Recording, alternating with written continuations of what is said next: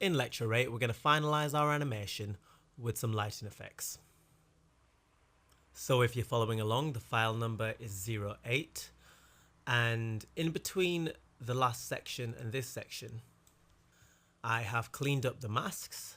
I have filled it in with duplicating some of the layers and filling in the holes. And everything is just about done now. The only thing we need to do now is add in some lighting effects. To do that, let's go to Layer, New, Light. And let's put that to 120, just a little bit above 100.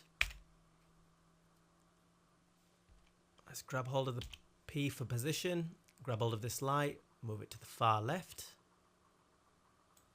And let's move it up slightly. And we'll move it forward.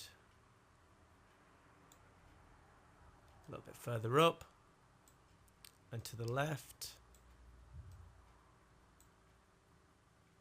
and then forward. And you could probably start making out it's starting to get dark over here. We want to have that light come round and it start brightening up the rest of the image.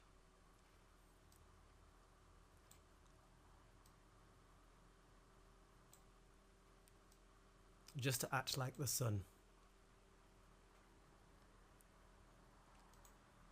Right, I'm quite happy with that there.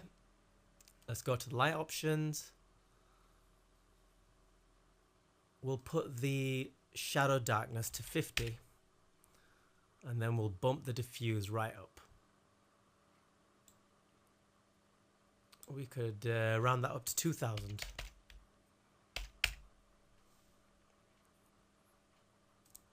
Let's put a keyframe on the position.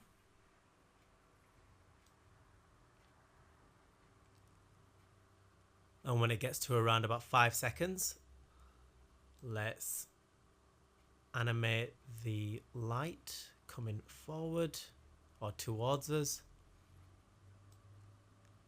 lighting up our scene. And it just adds that little bit of realism to the scene, just brings it to life a little bit. There we go. Now let's run preview that.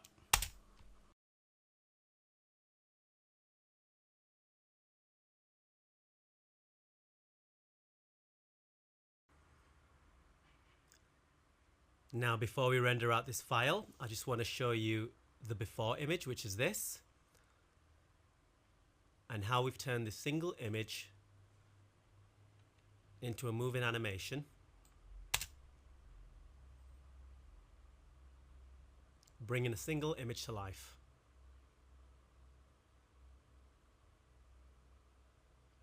So to render this file, go to Composition, and let's go down to Add to Adobe Media Encoder. Now the reason why we're not rendering out of After Effects is because up until CC 2014, Adobe has encouraged you to use Adobe Media Encoder, and it's the best way to do it. You can get yourself a good H.264 file which you can send via email, upload onto Instagram, and with it being an MP4, play on every format. Now we have sent the file over to Media Encoder. Let's make sure it's a H.264, which is to click on this link over here. And then at the top, you could get your formats. We want it to be H.264. Okay, that. So now we have it as H.264. Click on this to render it out. I just want to render it to my desktop, which is fine. And then you click render.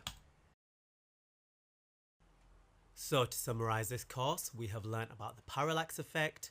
We've learnt about 3D depth. We've definitely learned a lot about masking and have a good understanding of masking right now. We've learned how to add effects to solids, effects like the ripple effect and particle effects. We've played around with some of these. And we've also finished off the whole course using lighting effects. I hope you have a better understanding of After Effects after going through this course with me. In the following tutorials, we will show you how to use all the same effects and the same techniques to apply it to a different image.